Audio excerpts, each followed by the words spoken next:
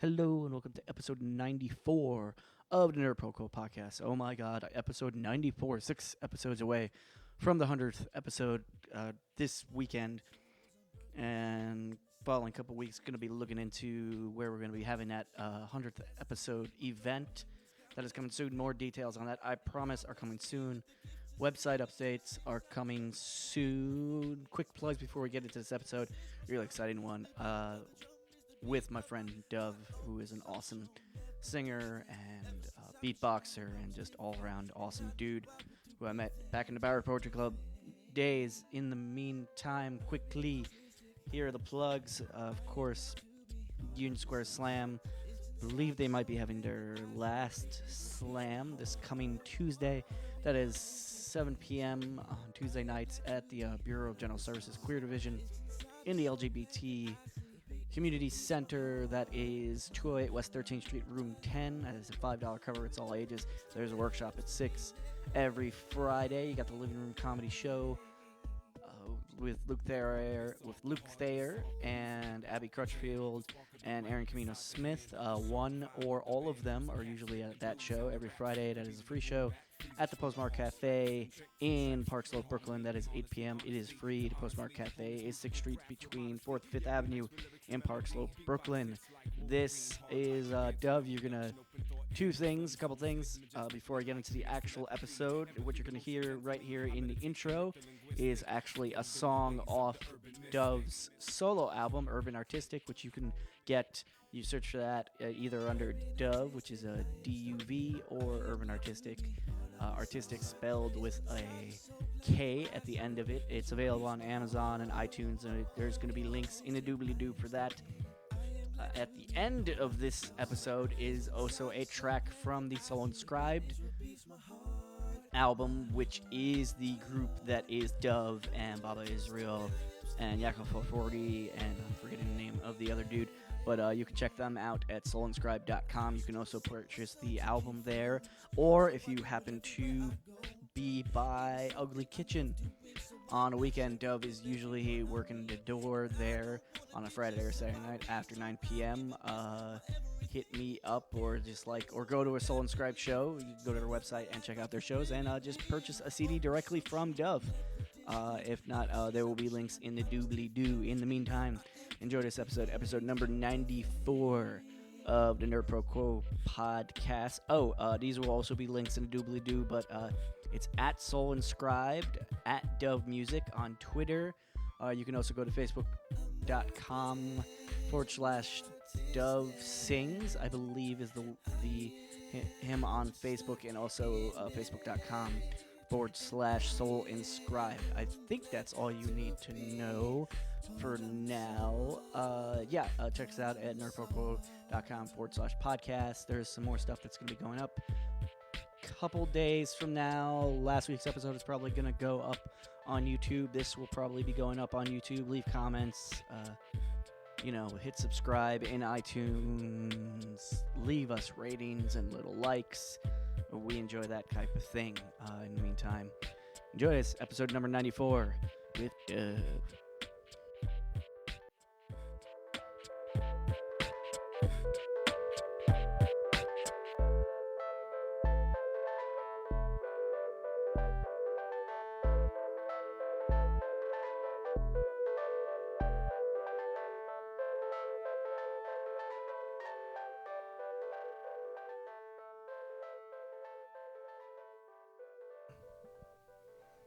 Okay, so tell the people who you are. I'm very excited that you're here, by the way. Yo, it's been a while, man. Yeah. We've been trying this for like a year, trying to get this to happen. Yeah. What's up? This is Dove. You ex security management at Bowery Poetry Club. So you didn't even wait for me to ask the question. I was gonna do the leading question of how we met, and you're like, oh, there you go. That's how we met. Word. I don't know if it was an Urbana event that we met. I have no idea the moment. It's possible. Yeah. But yeah, Bowery Poetry Club has got to be where it happened. So that's how we met. Tell the people what you do. We'll get more into this, but what is the thing that you are? I sing R&B and soul, and I beatbox, and I'm a poet. And my role when I'm not doing those things is like security and box office and stuff like that. Yeah. So let's like go back a little bit because there's a lot of stuff. Yeah, man. But I want to touch on that first. Like, where did the singing and all of that start for you? I don't know if it ever wasn't there. Right. I always sang. When I was in second grade, when they asked you to write down what you want to be when you grow up, Yeah. I put a singer and a daddy. Really? Yeah. In second grade, I wrote that down, and I'm both. So there you go. There you go. So that's a good look. Yeah. You one of the few people who was like second grade. I know exactly. No, I have friends. They see me at shows or friends that I've had since like third grade or first grade or something like that, and and they'll make comments sometimes like there is not a single thing about what you do that is in terms of our relationship that's surprising. Like I knew in elementary school you were going to be singing on stage as an adult. So it's kind of cool. I just always knew. So like tracking that. First of all, you grew up here. Yes, born and raised in the Bronx. There you go. So there was a couple things that I wanted to like address about that. Is number one, since you knew from a very early age, how did that like track for you, and how did that like? Were there things there was because, for lack of a better way of phrasing this, like you remind me of a lot of guys who like I've known from the Bronx, who I skated with, who was just like. There's this perception of people who are not from the Bronx of like what the Bronx is or what the people are like. And every person that I know I've been friends with from the Bronx is like, there's this thing was like almost all of them are like super nerds. Yeah, man. And they're really open about being super nerds. Was there ever a time, and also when it comes to stuff like singing or whatever, it's like, depending on where you grew up, it's like, was there ever a time where that was called into question or someone questioned you about that? Identity-wise. Right. Maybe the performing stuff. The nerd aspect, I mean, I think growing up, like me and all my friends just thought it was cool. You know, I was reading X-Men comics in elementary school with my friends at lunch. And but... in terms of performing, like on stage, I was a dancer before I was a singer. In junior high school, I went to a school called the Bronx Dance Academy. Oh, yeah. And so I did ballet and modern and jazz.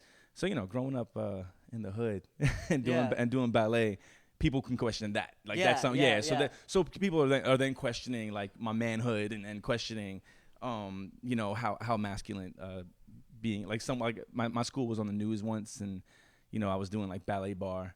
Right. On the news, and so some kids in the hood like saw that and they were like, "Yo, what's this?" And so there was that a little bit, but I mean, I don't know. It was I never shied away from it. Right. I always just felt really strongly about performing and singing and dancing and being on stage, and so I think it kind of was empowering a little bit, and it made me as much as I identify as someone who's from the Bronx, and I own that, and I'm proud of it, and I love it, it also made me feel proudly different from some of the other kids. Like the other side of that, like that I encounter, and like I've heard people say this of you, or like before they meet you, and I'm sure you've encountered this, is like.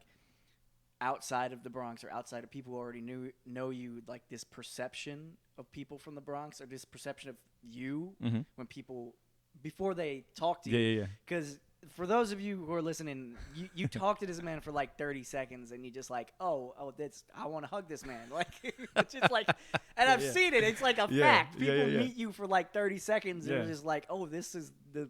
Like, I smile, I look you in the eye. Yeah. I've literally seen people who, because it comes up on this podcast a bunch, like race, and I was just like, I've seen white people, like see you and kind of like be like off put for a moment, and then like the switch, is so quick from being a little intimidated to be like, yo, the universe is a good place. Yeah. Like, and you could see it like on their faces, like that shift after talking to you. Is that something that comes from your family, or is it something you cultivated, or have you always been like that? I don't know. I think aspects of it have always been there. I've always been like a pretty like warm, right? Kind of like just I've always been like loving and open. You know what I mean? Right. Was it a thing that you were aware that like? It's something I became aware of. Right. I've been affectionate my entire life, but eventually I became aware of the fact that not everyone is like this. Yeah. You know, especially being some, you know, hood kid from the Bronx who looks the part. Yeah. You know, yeah. and you know, so you know, people expect a certain kind of aggression. You know, I mean, you know how society is. You know what I mean? Yeah. Like, so there are like tons of stereotypes that fit, that I fit the description of. Yeah. You know, and that's what I was getting at, but I didn't want to. Right. Oh no, I knew what you meant. Like, like we've known each other, but just people listening is like, I don't want you to get the wrong impression. No, it really is that. I mean, you know, as you know, like so many years of us being around together at Bowery, there wasn't any like dress code me working at the door. Yeah, so I'd be working the door with like, I mean, for anyone who's listening in and doesn't know who I am, I have like a full finger pinky ring with like a spike at the end of it, and I'm always wearing a bandana and a hoodie, and you know, so people, some people at the door, for a moment were expecting like this like hard ass like.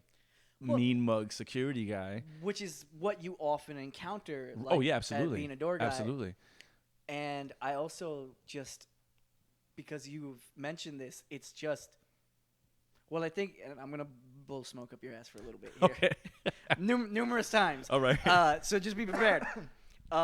Is there like you've mentioned this, but because the normal experience. Mm-hmm.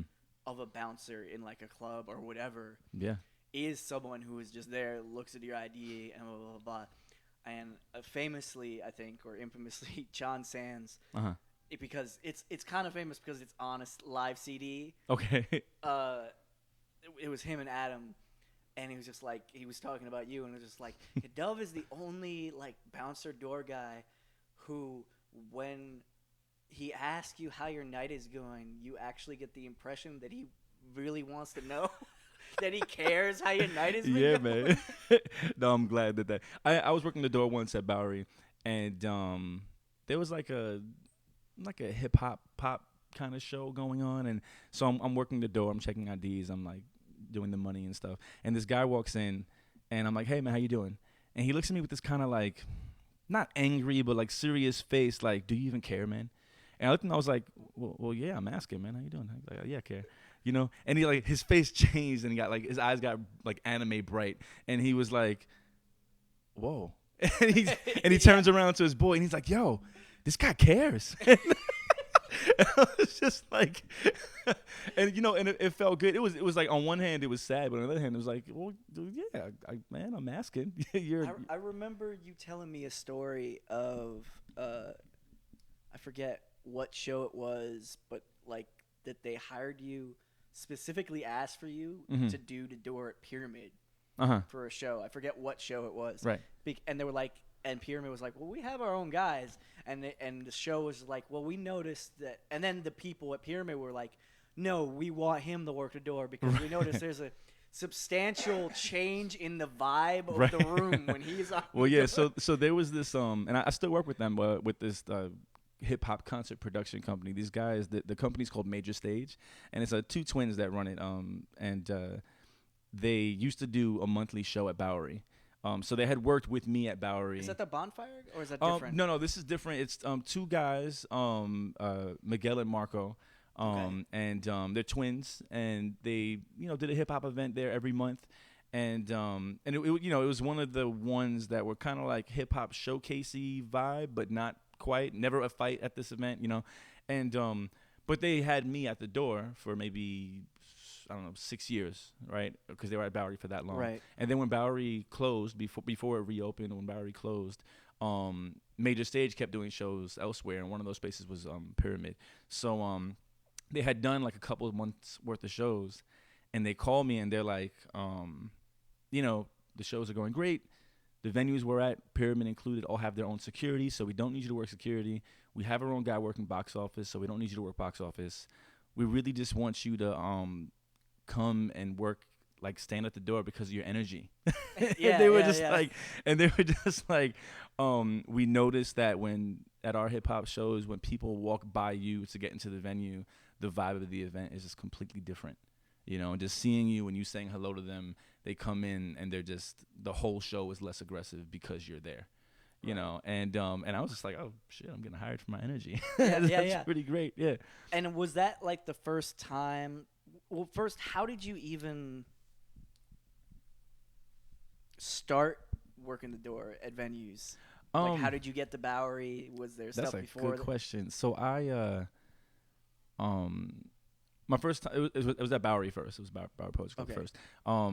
The first time I was ever at Bowery is the year they opened. I was 17, and I was there. It was my first time spitting a poem on a stage anywhere in a performance venue.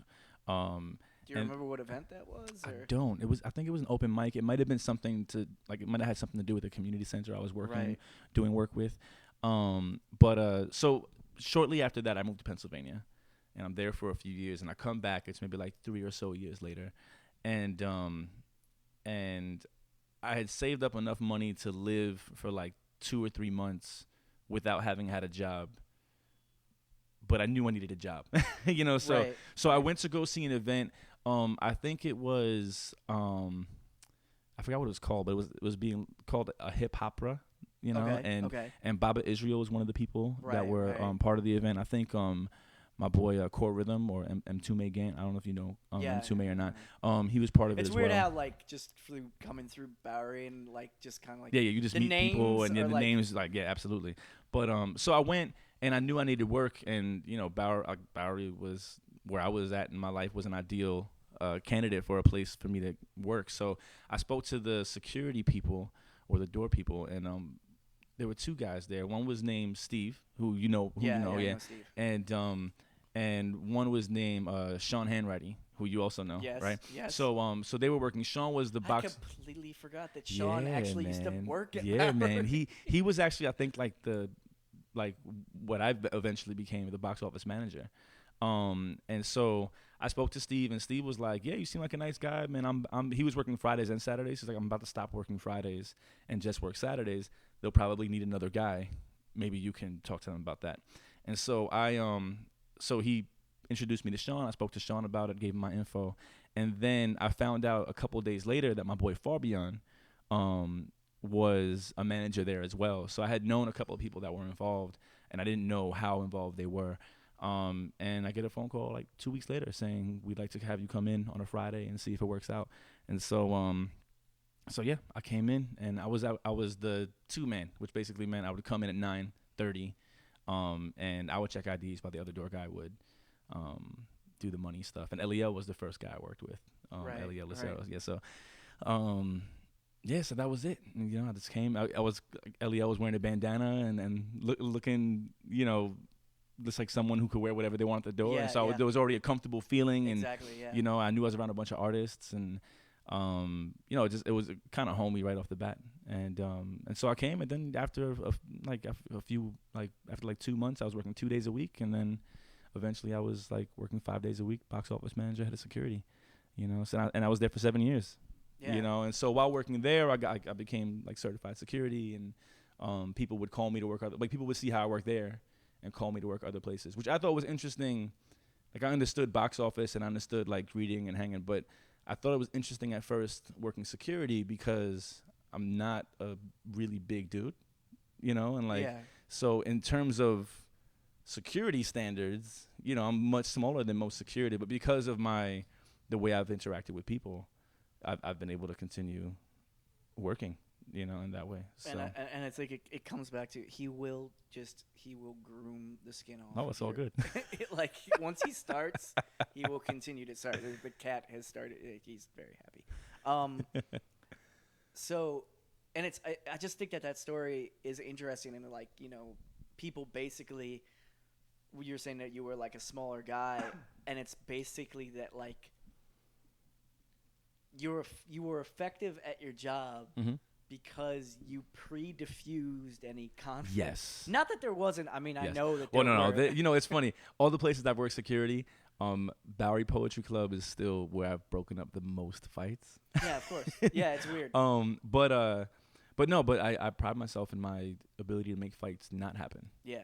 You know. And then were you performing all through this, or? I was. So I was doing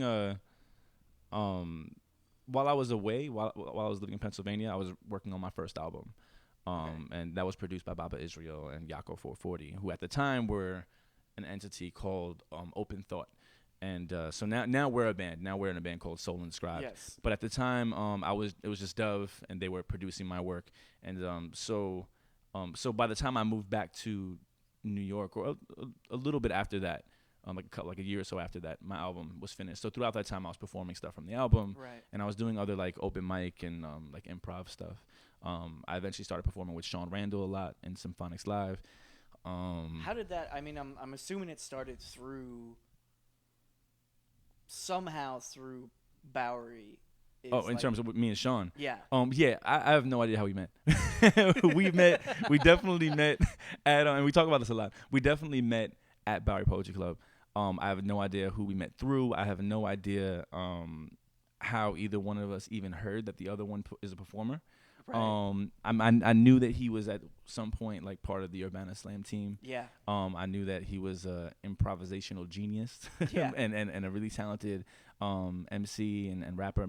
But Sean's one of those people who just like at some point, and that's sort of the thing I actually wanted to kind of address about how Bowery, when you were telling me that right. Like, there were people who came in and hired you on to do other stuff. Mm-hmm. And this kind of, the Bowery Poetry Club, I think, was one of the, there's still a couple places, but it was like, for me, it was like, oh, this is kind of the last death knell of like this community. Not that the community goes away, but there was this central place that this community, all these people came together. Yeah, and so many of these people, like the people in your band and Symphonics, all kind of started or at least met there. Right. And you don't. There's a couple places out here in Brooklyn. There's maybe one or two left in Manhattan, but you don't.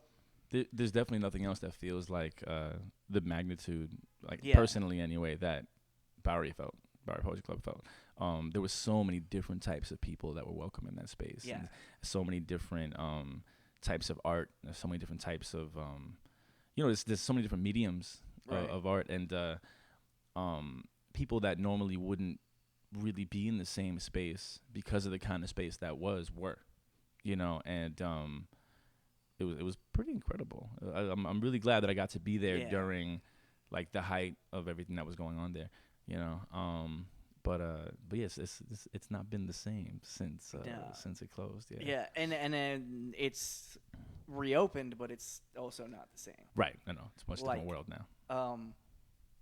So I don't even know how to like parse this, but like you and Sean met, and then like. Right. So we met. I'm imagining that what happened was just like kind of a little bit of how the story of how Symphonics came together. Right. Well, Symphonics Live was happening before Sean and I met. And I think for a few years. I don't know at what capacity exactly, but I know it was happening for because it's been going on for, I want to say like 13 years, maybe 12, something 13 like years. That, yeah. And I've been performing with Sean for like 8 or 9 years. So, so it was there before I was. I remember, I think the first time I performed with Sean was at an open mic at Bowery. I was probably working the door because often I like stepped away from the door and got on stage for a few minutes. Yeah. And the more people got to know you, the more they would come to expect that probably. Or not even expected. It would just like once they knew. Yeah. It's like Sean. There's a couple other people. Jared is kind of one of these people too, which is like once people know you're in the room, they're kind of like, oh, we know. By the way, just there's a thing you can opt out of it. There's a thing I might ask you to do. Okay. At the end. All right, we'll see what that is. It's a thing I've had you do before. Okay. So, and you could probably guess what it is. But yeah, so Symphonics, I do know that, and because Sean has said it as much on stage, and I definitely remember the Symphonics. Yeah, that's for you. uh, is that Symphonics definitely existed and was a show and was great before you, Mm-hmm. but much like so many of the things you've been involved with, it kind of there's before Dove arrived and after Dove Thank you, arrived. man. Thank you. No, I feel great that I've been given opportunities to kind of like own my space in a sense. Yeah. You know, and you know, it's an honor that some people have taken my interactions with things that were pre-existing, and I've become like a defining trait for them. You know, I mean, you know, I remember when I had spine surgery a couple years ago, and when I couldn't perform, like for the 3 months that I was like kind of out of commission, Right. Symphonics took a break. You know, Yeah. and I don't necessarily know that it was because I was out of commission, but you know, but I feel like you know, Symphonics Live is Sean Randall's show, Yeah. but if I also like, it feels like my show too, you know, and at the time I was doing a lot more of the behind the scenes, like putting it together, stuff with him, and you know, it felt. I was emotional about the fact that it wasn't happening while I wasn't performing, you know. But also, I mean, I'm sure, I hope you're aware of this, but because as you know, like, I don't even think it was one show. It might have been just one show, but I don't think it. The memory I have that it was more than one show, where it's like you're not just in Symphonics, but just at Bowery and in general, your absence was felt. And once people knew what was going on with you, and I don't know whether you were like, what exactly happened? In terms of my back. Yeah. So, the actual surgery part happened after Bowery closed. But the back problem started like probably the last year or two that Bowery was open. But I had 3 herniated discs in my lower back. No idea why. It wasn't an accident. You know, and it was a pain that I was like living with for like a year or two. And at its peak, basically, I was having pain from my lower back down to my feet and both legs 24 hours a day. It never went away. Yeah. All my toes became numb. I was getting other like numbness and like almost like when your legs asleep or something like that throughout my legs. And yeah, it was pretty rough, man. I couldn't get more than like 3 hours of sleep a night without waking up in pain.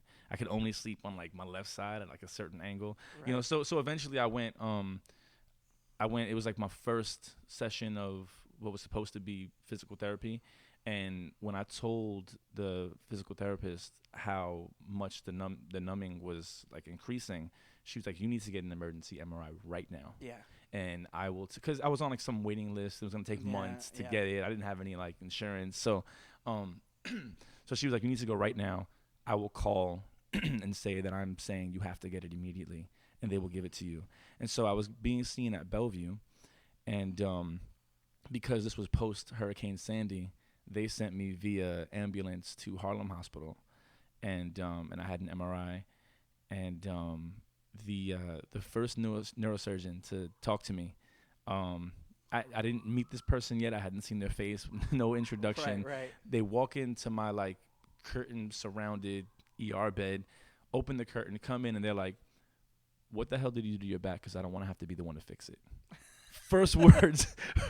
Wow. Yeah, exactly, right? So I look at him, I'm like, so is it bad then? You know? And he's, thanks for the bedside manner. Yeah, exactly, right? Like no handshake, nothing. So he was like, "Yeah, you have like several herniated discs." And I was like, all right. So what I thought was going to happen, because I was still expecting to go to work. So what I thought was going to happen was they were going to say, like, yeah, come back for whatever procedure or something. And so I was like, all right, so what happens? Do I go home and come back next week or something? They were like, no, you can't leave. Yeah. They were like, you need to get, like, an emergency surgery right now. Yeah. Basically, like, how it looked, my, like, profile MRI looked like one of my discs was, like, so far out of my spine that it was, like, cutting my nerves. It wasn't cutting my nerves. It was just pushed up against it. So but it looked that way. And so I got surgery like a few days later. I stayed in the hospital, and I'll tell you, like the day after my surgery, obviously there was like a lot of like pain from the surgery, but the pain down my legs, like that's very specific nerve pain, was gone. Yeah, like right away. and they were like surprised at how how well the surgery went. Actually, like I have zero pain. I have pain when I like sit a certain way for too long, but nothing that like affects my movement or my sleep or anything like that. There's a couple things that, like, obviously different because I did it to myself. Right. But like that night I was in the hospispital in San Diego when I injured my head. It was that definitely that moment where they're like, because I was still, I was conscious and I'd been unconscious for like a couple of minutes. But you have that moment where like they come in and they tell you, and it's just like, you're just like, so yeah, hey, it's suddenly like I'm getting IVs put in me. Yeah. And I'm like, so and they put a thing around me, and I was like, is all this necessary? And they're like, yeah. And then it became real for me when they put me through the CAT scan machine. I was just like, they're like, oh, something happened. I was just like, oh, this is not good. And no. And it hit like a little bit later.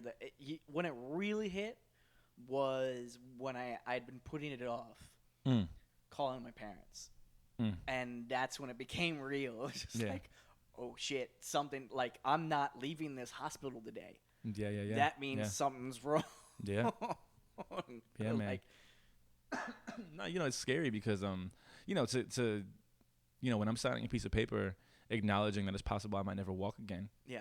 Or that slim chance that I might not wake up when they put me under, or what they were expecting to have happen after my surgery was that I would still have pain every day, but I'd be able to walk better. Yeah. Because I was walking with a cane, and I was a little hunched over. I couldn't walk more than a city block without like stopping and recomposing myself. So they were saying you would still have pain every day, but it won't be as severe, and you'll be able to stand up straight and walk. Right. And instead it was no pain. Like it was. So I'm grateful. I'm very grateful that it went the way it went. All that is to say, and I apologize for making you tell that whole story. Oh, no worries at all. Yeah.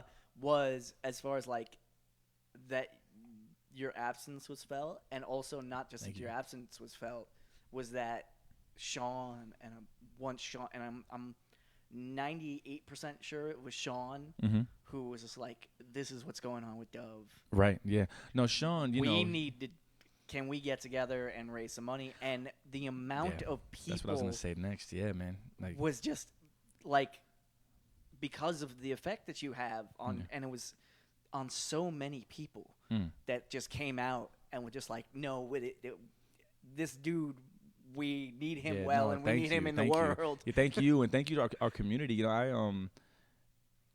So basically, as you know, but for anyone listening, like Sean Randall put together a benefit situation for me. So there was an online benefit where you could donate online, but then there was also an in-person event at where I work security currently, Ugly Kitchen. And so you can go there and donate as well. And, that situation supported me for the entire 3 months. I was at a commission. It fed my son. It got me to and from the hospital for my appointments. It, paid my bills. It was a pretty, incredible, thing to see that so many people cared enough to make that happen and to support us, And as far as Ugly Kitchen goes, how supportive they were, to just give you kind of idea of like the people that work there and the people that own the space. What I thought was going to happen was people were going to come, put money in a box. I would take that money and use that for what it's needed for.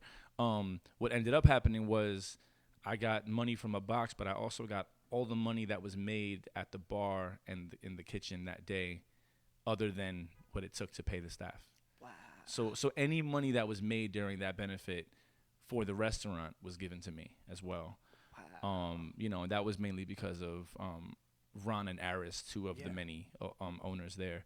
And it meant a lot. Here I am jumping around. Yeah. My cane is just something that's like chilling out in my house, not being used. Right. And I could toss my kid in the air and ride my bike to work and stuff. Perform on stage without being in pain. So it's pretty incredible, man.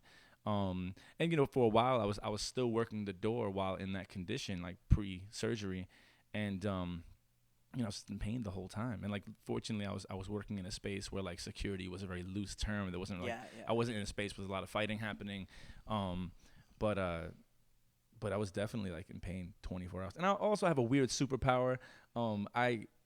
medication affects me very little. So like, oh man, bro. So I would take whatever medicine they gave me, and it would just do nothing, And I remember seeing a doctor because he gave me like a bigger dose than normal, and he was like, "You must be feeling pretty good right now, huh?" And I was like, "Actually, no, nah. I don't feel much of anything, And he was like, "Well, that is a really shitty superpower to have, Yeah. So yeah, I mean.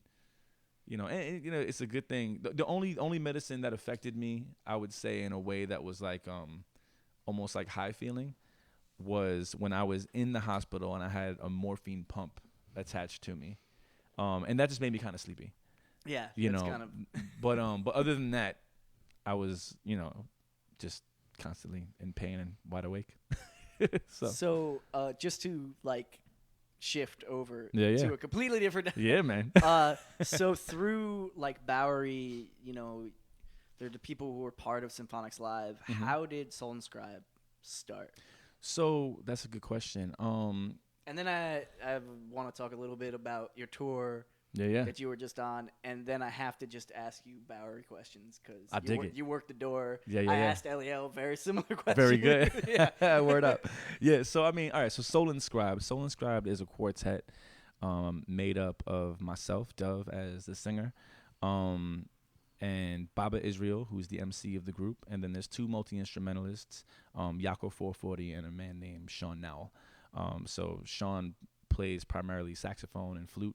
Yako on stage plays guitar and bass, but they both play several other things. I was gonna say I think I've seen Baba and Yako play. Yeah, I mean like Yako. 3 or 4 so if you instruments. hear our album, Yako has every instrument you're hearing on every track is played by Yako.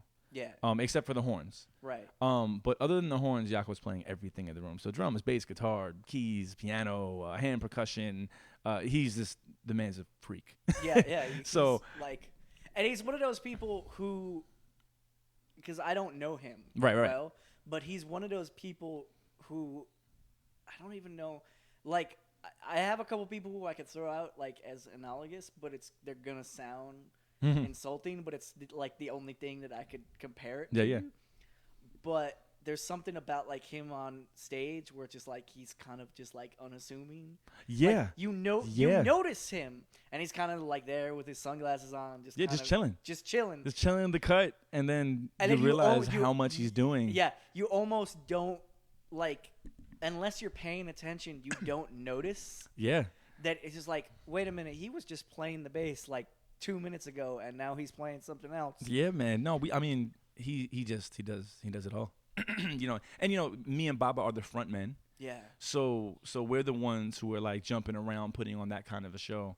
And so sometimes you don't necessarily realize right away, like, oh wow, like these guys are really doing a lot on stage right now. So in terms of Soul Inscribed coming together, I met Baba and Yako at a community center in the Lower West Side called The Door. Okay. So I was there. I was actually there getting my GED, and they were both there as teachers. They were teaching. I think Baba was doing like a hip hop, like I think he was doing like a poetry and a lyric writing workshop, and then Yako was doing like a live instrumentation. There's another dude who I would love to, both of them, but Baba Israel, because I saw like I caught very late, like the last night of the thing he was doing at Brick. Oh, the spinning wheel. Yes. Yeah. About his father. Like, man. Not even like about his father, but also like more than about his father. Yeah, like, man. Well, his father's more than about his father. Yeah, exactly. That man, I didn't even realize that was his dad, and then I saw like the exhibit, and I was like, oh shit, that's his dad. Yeah. So Baba's father is named Steve Ben Israel. Yeah. And he was just an amazing jazz drummer, activist, poet, comedian. He was one of the members of the Living Theater. Yeah. So he was a very amazing traveling activist artist, and is a very inspiring man, and obviously very influential to his son Baba's life. Yeah. So he passed away about 3 years ago. Yeah. So Baba and Yako, like Baba and Yako put together this piece called The Spinning Wheel, this like hour-long theater production, and actually at Brick was my first time seeing it all the way through. I had seen snippets of it in its production, and I had performed in snippets of it, like with Soul Inscribed, Right. on like in summer stage and stuff. But this was my first time seeing it all the way through as an audience member, and it was incredible. It was incredible, and I was moved to tears. Yeah. And I have a friend named Chris, one of my best friends since third grade. He is basically my brother, and he's also one of my more mainstream friends, for lack of better terminology, right? I get what So. you're talking about. So, I know that he isn't necessarily, if I take him to something super artsy, if you will, he'll be open-minded, but he won't be like super all about it right away, like some of our like poet friends and artist friends would be.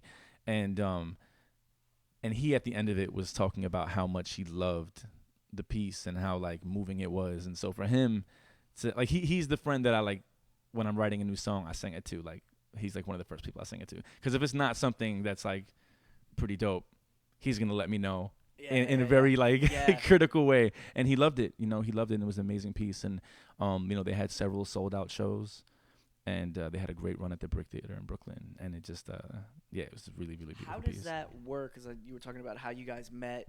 How does that work for you guys as a band or as a group, that everyone is together in the band, but they also have like this other stuff that they do? Right. I mean, we're in a space right now where I think we're trying to figure out what the next steps for Soul Inscribed are, which I think, everyone's always trying to figure out what the next steps of their like career are going to be, right?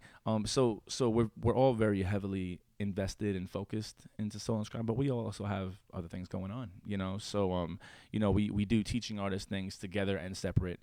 So I mean, during the process for Spinning Wheel, Baba and Yako were both very involved in that.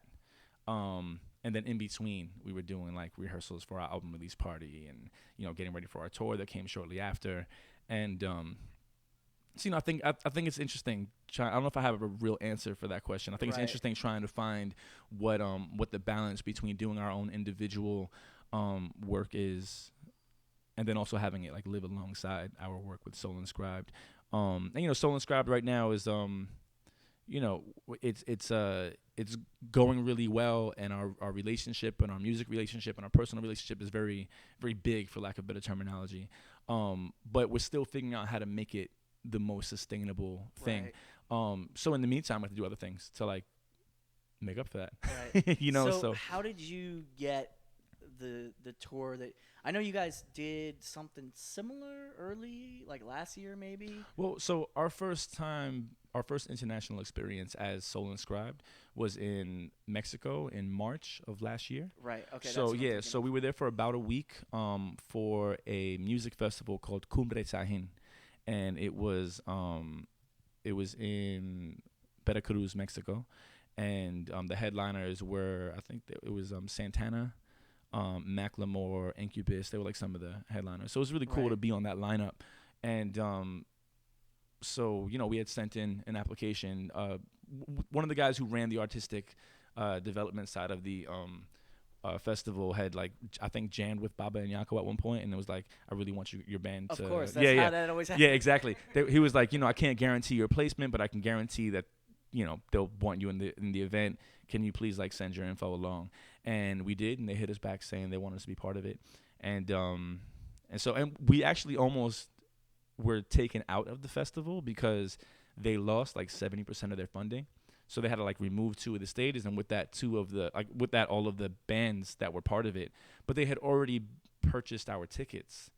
So we had told them, we're like, all right, well, how about we still come?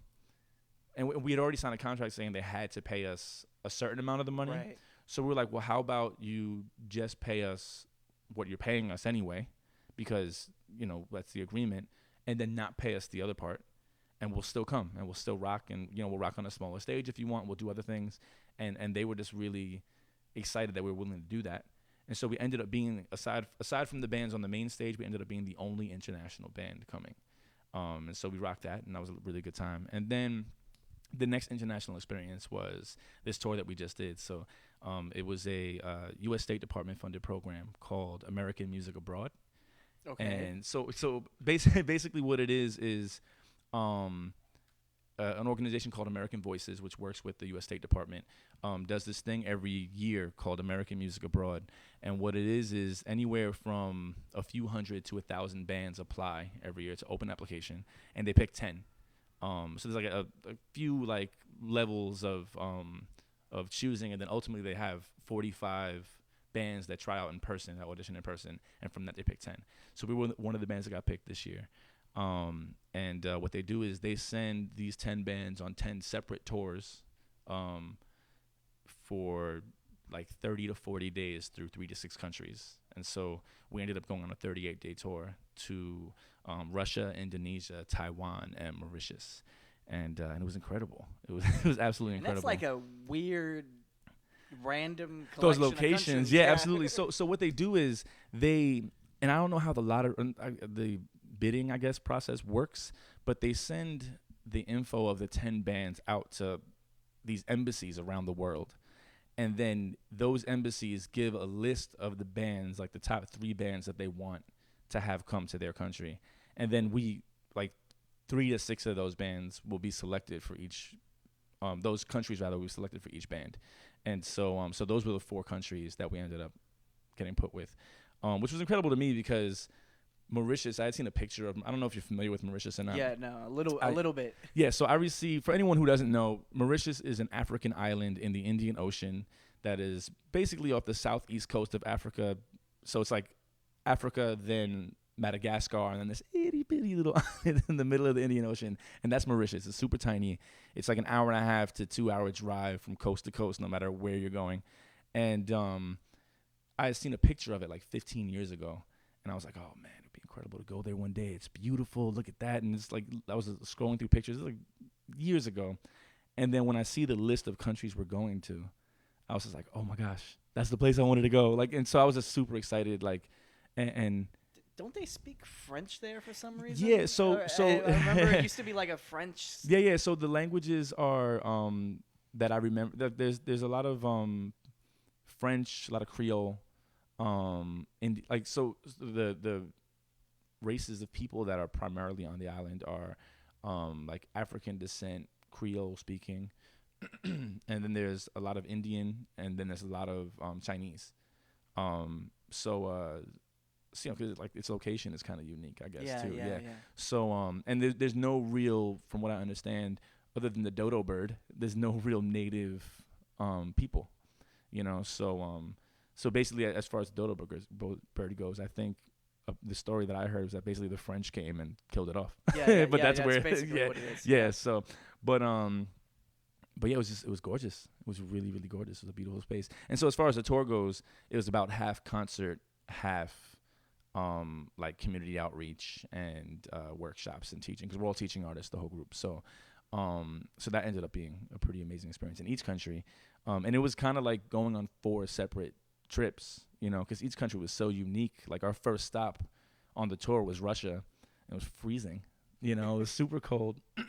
Although I know, you know, being a New Yorker, I experienced winter every year. It wasn't like so extreme and cold. I mean, I was wearing like a mask the whole time, right? But I didn't feel like I was gonna like freeze to death or anything. There was one extreme night where it was like the most serious wind I've ever experienced in my life. Where like if any of our children were on tour with us, which they weren't, but if they were, they would have blown away that day. They would have just been gone. And like, but you know, and then the next stop on the trip was Indonesia, and it was the opposite. It was very hot, very humid.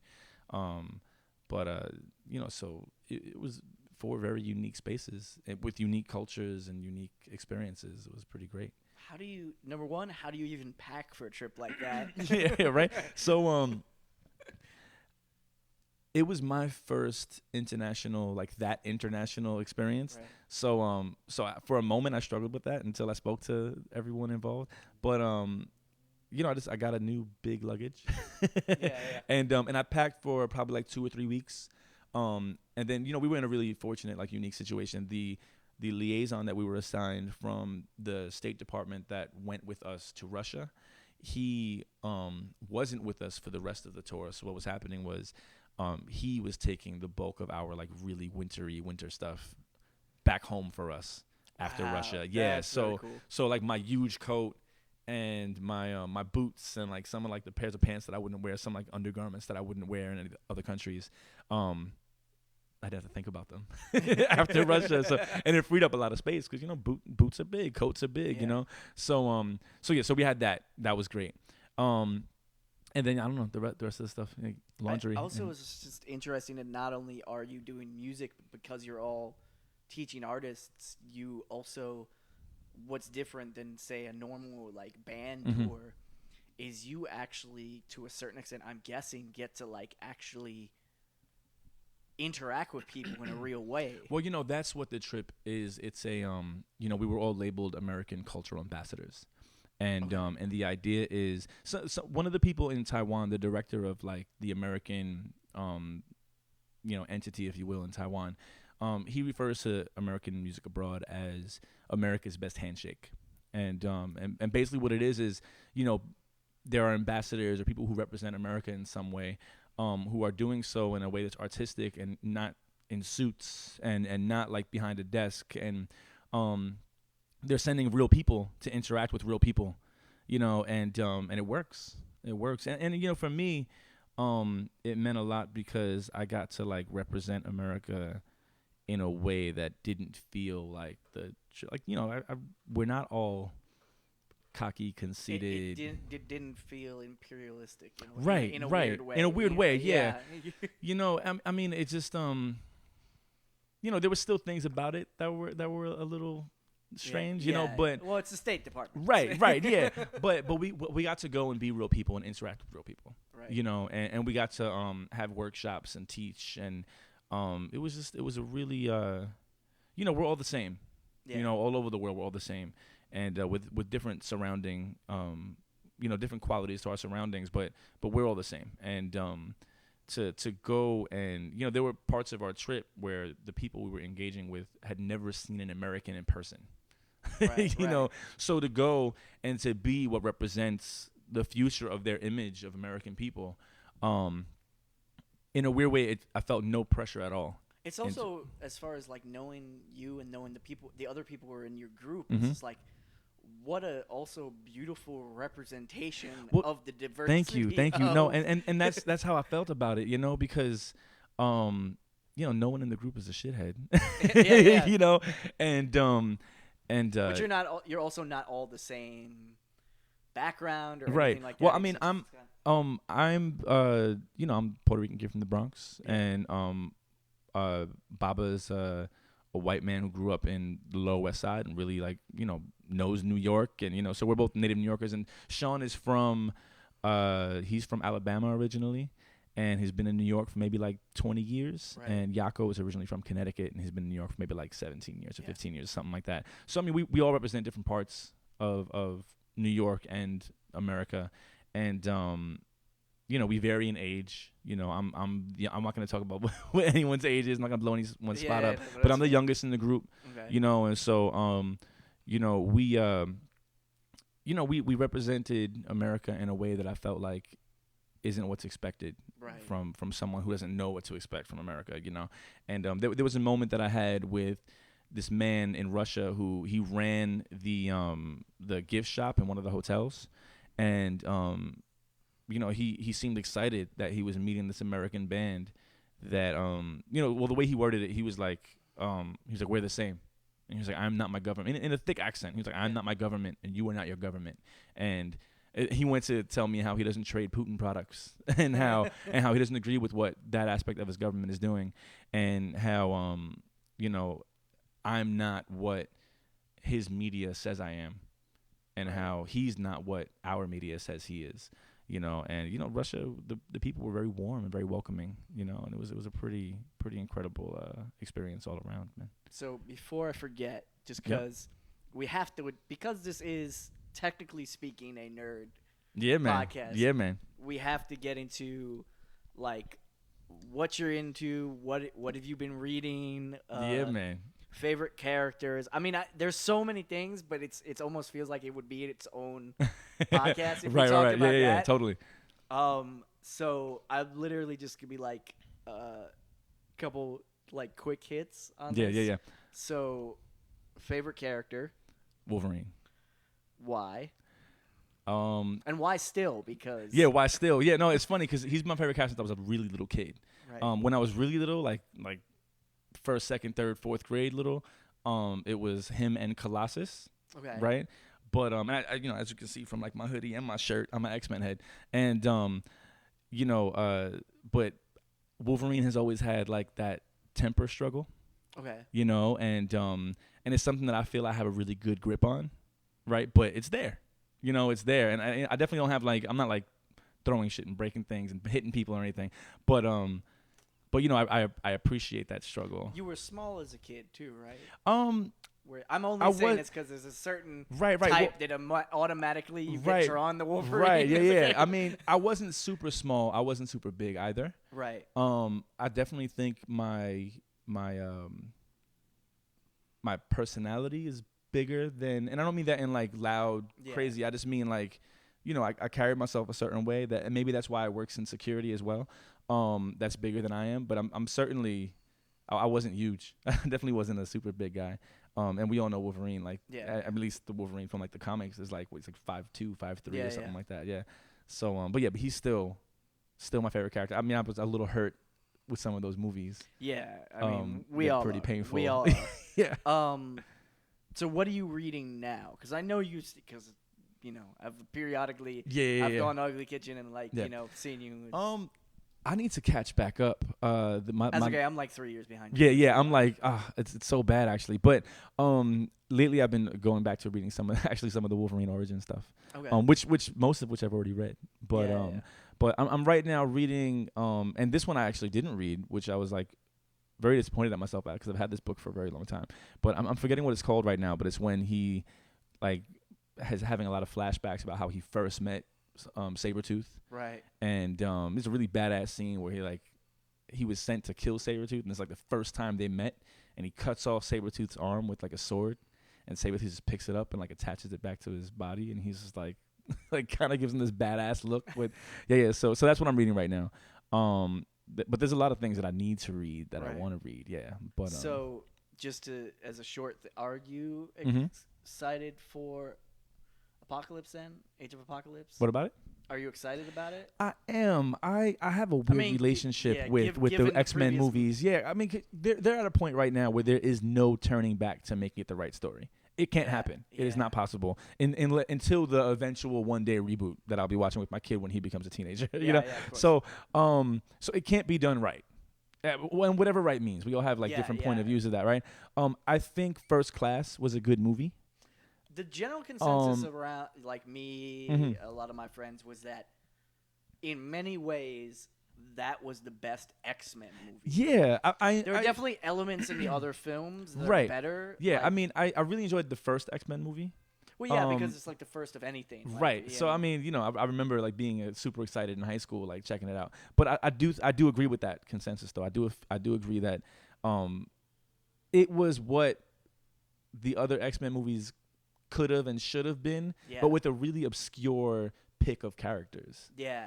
You know, like the Angel they picked, I don't know why she was the one. Like, I mean, probably just because they wanted like a sexy looking character. She's the more recent Angel. Yeah. Like, you know, in the comics she's like spitting acid and laying eggs, right? Yeah. But like, so that was weird for me that she was, and you know I mean, you and I know who the original X-Men. Actually, I think I'm wearing. No, I'm not. I have an original X-Men shirt. This isn't the one. But you know, so those weren't the ones that were there, and you know, so that kind of threw me off a little bit. But well, you know, that movie was originally supposed to be X-Men Origins Magneto. Right. And then it became First Class. Yeah, which I think was a better move. Yeah, I think so. But you could definitely see. Oh, totally. That, well, the development with the relationship between him and Xavier, I think that was done really well, and I think that was like one of the main focuses of the movie, if not the main focus. You know, I'm curious about Apocalypse. Unlike a lot of people at first, I don't really mind how he looks. Yeah, I kind of like how he looks. Also, really like Oscar Isaac just in general. Yeah, absolutely. But But yeah, so I mean, I'm curious. Yeah. I'm curious. The Four Horsemen is an interesting pick, like who they picked. But I want to see where it goes. Like I'm excited for the movie, but my expectations aren't high or low. They're kind of like yeah, like you know, and I feel like that's helped me a lot watching movies because it means I'm disappointed less than some other people are. I think one of the things that's come up on this podcast a lot talking about the movies is there's a palpable difference in quality and just the feel between the Marvel movies that Marvel produces themselves. Yes. And the Marvel movies that are produced by something else. An incredible difference between the Marvel movies in general and all of the and any of the other superhero movies at all. I mean, you know, this whole like rights of like different superheroes and characters in the Marvel universe belonging to different cinema companies is now that very now that Marvel's owned by tough. Disney, they've been slowly Spider-Man. Right. Is now coming. Right. They've been because they've been doing it. They noticed that they're gonna get the X-Men. Well, no, eventually. They're not. You know why? Because I don't think Fox is ever gonna let go of that. Right. I mean, is there a limit to their contract? There is, but as long as they keep making, unless Age of Apocalypse is a disaster, right, they're clinging to that as hard as they can. Yeah. Well, that's a tough thing because then on one hand, I'd want it to go bad enough to be done right. Yeah. You almost want it to fail just to yeah. I always enjoyed Hugh Jackman. Yeah. As Wolverine. He's supposedly going to do one more. Yeah, that's what I heard. There's rumors of it being Old Man Logan. Yeah. Which was one of my favorite of the newer years of like the Wolverine books. A lot more fun than you would think it would be. Yeah. You would think it would be. It was still grim and dirty, but there was there was an element of kind of weird goofiness to it. Absolutely. No, you know, the concept of like bad guys having won, you know, and the concept of like the country being split up the way it was. I don't want to give away too much for anyone who cares to read it. Yeah. But you know, and for him to go from where he starts in that to then end up where you know, it's done really well. And the characters that are picked to play the parts that they pick in it are you know, it made me sad to see what happened to the X-Men. That was pretty sad. Yeah. But yeah.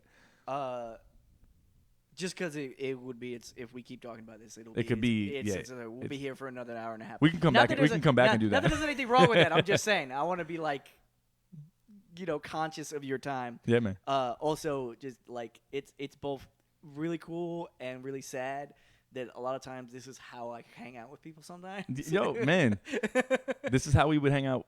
Like, yeah. Yeah. So just as we're kind of wrapping up here is just because I can't really specifically ask, but best night working at Bowery, worst night, and weirdest thing you ever saw, which could, I understand, all be the same night. They really could. And there's also more than one answer. Of this course. could also be its own podcast. Yeah. So I mean, this is why Eliel has been on 3 or 4 times. Yeah, we need to come back together, me and Eliel. Yeah. And because, sheesh, best night, worst night. It doesn't even have to. That's just a framework. Right. Whatever pops into your head. All right. So from a security standpoint, and it's funny. Usually, because we had, for anyone who doesn't know, the Bowery Poetry Club frequently had death metal events, and specifically in October during like CMJ and stuff. Yeah. And usually there are no problems. There's always a mosh pit, but there's generally no fights. But for whatever reason, this one night there was like 6 or 7 fights that I needed to break up, and like at least 3 of them were bloody, and so that night was hectic. There was a guy who came in and ended up spitting in some guy's face when he walked out of the bathroom. So he ended up getting like punched repeatedly in his mouth. Yeah. So I had to kick them out, and he like tried to hit someone with a glass, and we had to like shake the glass out of his hand. And there was someone else who like tried to, in the mosh pit, fight with the photographer of the event and fell over and hit his head on like the stand that was holding up our subwoofer and like gashed the back of his head. Right. And then just popped up and left with like blood pouring down his back. Yeah. It was just interestingly enough, 4 of those fights I ended up having to like carry someone or drag someone out of the building, and each time they thanked me for for kicking them out respectfully. so there's that, right? That weird paradox. Like this guy, he was just like, because I wasn't trying to hurt him, anyone, right? And interestingly enough, even though I'm the one breaking up at the fights, no one's angry at me because I'm not doing it, right? So no one's trying to hit or hurt me in these situations. So I get them out, and sometimes security, and I've seen this, they'll do a good job of removing someone from the space, but then at that last moment, they'll like give someone a nudge, like push them, or like and those are the moments that like then you're shaming someone, and that's pretty whack. Like you've already won, you've already gotten them out, and you're already the authority figure, so they can't do anything to you without being like legally put in a lot of trouble, right? So it's not necessary, and so I never do that, and the end result is someone like I'll be stopping someone from like a real fight in a mosh pit, and they're like, thank you. But so that night, it wasn't that terrible, but it was pretty frustrating. Best night, sheesh, I don't know. I mean, the best thing about Bowery for me was us, was like the community and the people. And often the end of the night would mean closing the gate and like hanging out for another 2-3 hours afterwards, either playing poker or just hanging out, talking with like people we cared about. And that was like for me the best thing about Bowery. The people that were there, like, and that includes like the Urbana family, like you guys, and that includes like the people that I actually worked with, and to be in a place, lots of jobs and lots of venues and lots of companies do the whole like this is a family environment and we're and it's always like BS, right? But it actually meant something at Bowery, and they didn't like talk about it a lot. There wasn't like, yeah, we're a family here, yay, it was like, right. But we really were, and so to care about where I was enough to stay an extra 2-3 hours, and it's already the middle of the night, that was like something that like really meant a lot. Strange, I don't know, man. Strange is a big answer. I've seen Strange is its own. I have seen everything on that stage. I've seen everything. I've seen sex on that stage. I've seen. I mean, that might be one. Not I won't say who or what, but like for one of the shows. Elio has definitely told at least one of these stories. By the way, probably, yeah. There was a show. It was a burlesque event that was very extreme. And yeah, he told us. Yeah, I mean, that's not just one story. No, there's more than one. There's several. Yeah.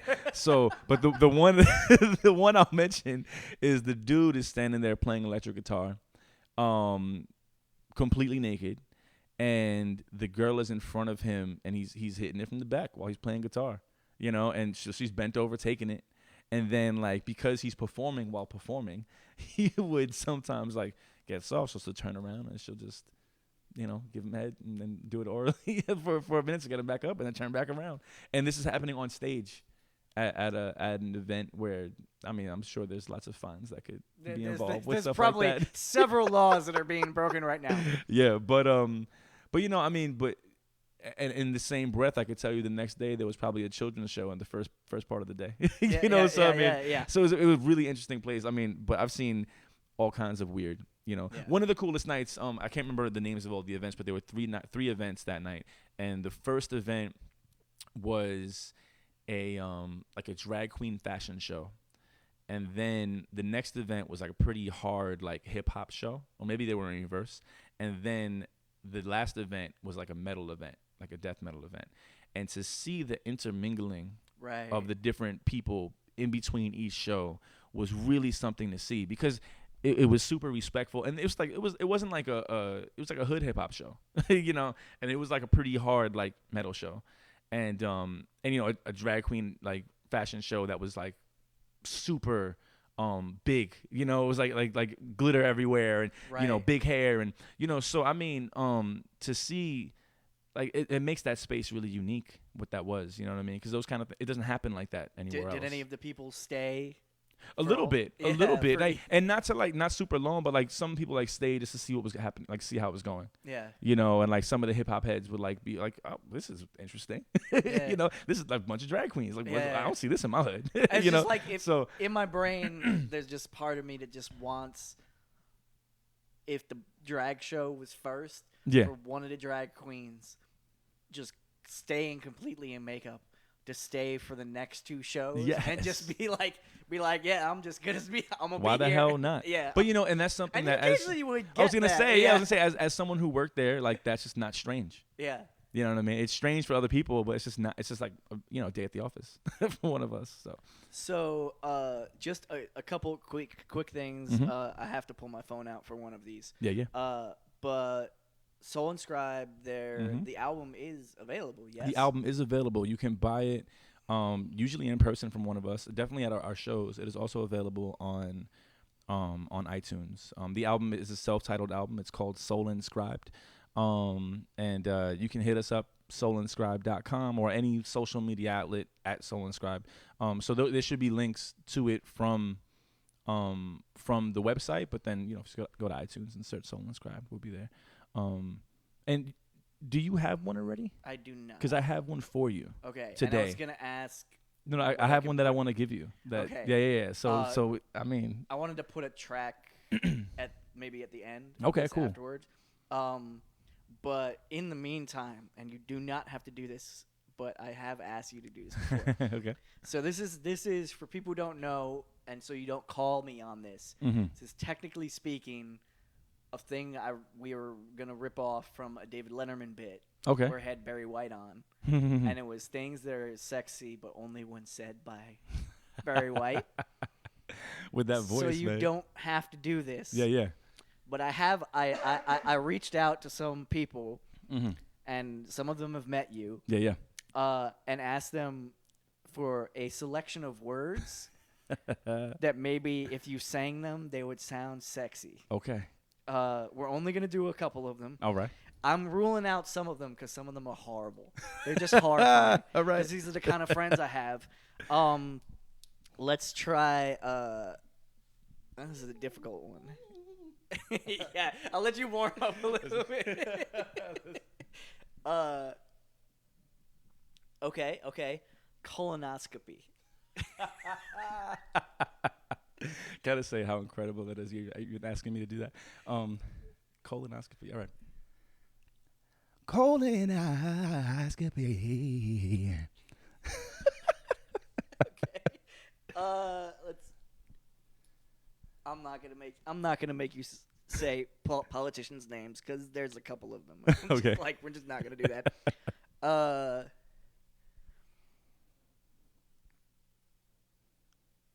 No, because I might pronounce that wrong. So I'm not gonna. It's fiduciary. Is that right? Fiduciary? I don't even know. Let's give that a try. Fiduciary. Fiduciary. Fiduciary.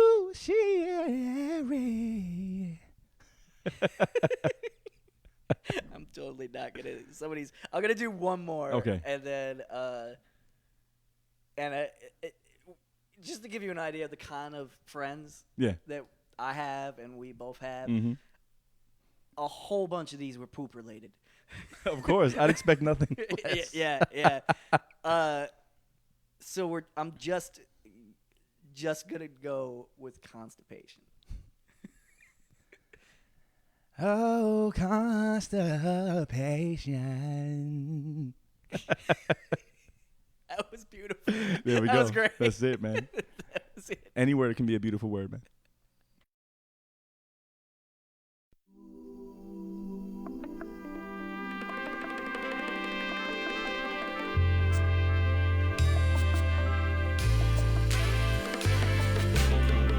Awake again, can't get to sleep. Thinking about what's going on in and around me. A lot going on. I think that I'm strong. Sometimes I feel soft and I just feel so hopeless. Got choices to make. Need to be brave, but when the moment's in my face, just can't focus.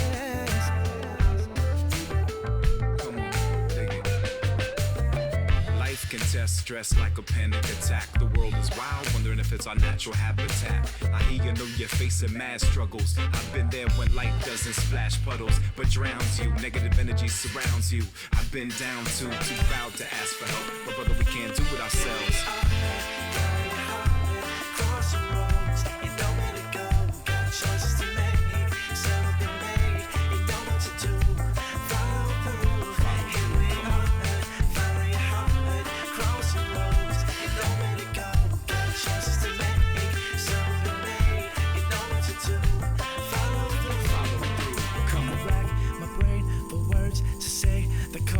pain. Should my thoughts go unspoken? Sit back and pause. Map out your thoughts. What will this cause? Can't you sit here moping? Gotta move forward. Aware that it's hard. Actions can scar. Words can leave us broken. Oh. Sorry if I'm being vague. I need to see them carrying on. Guess there are some details that are hard to discuss even when unspoken. I know it needs to be done for my happiness and sanity. But even when you do the right thing, parts of it can feel so wrong. So here we are,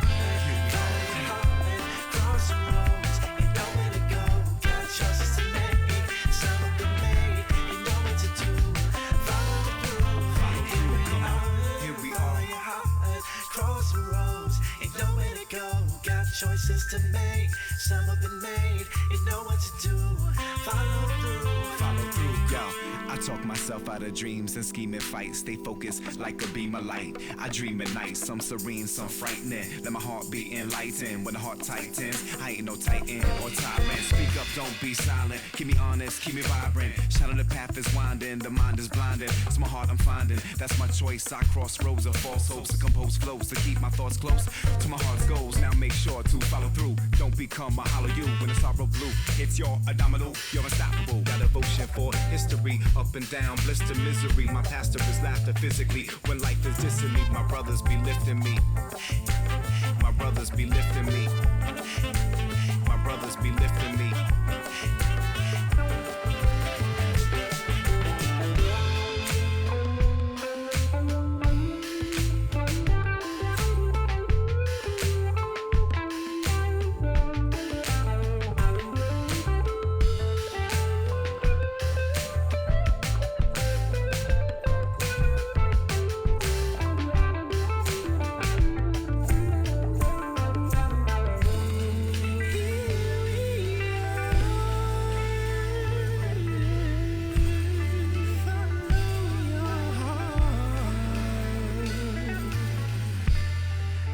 crossroads.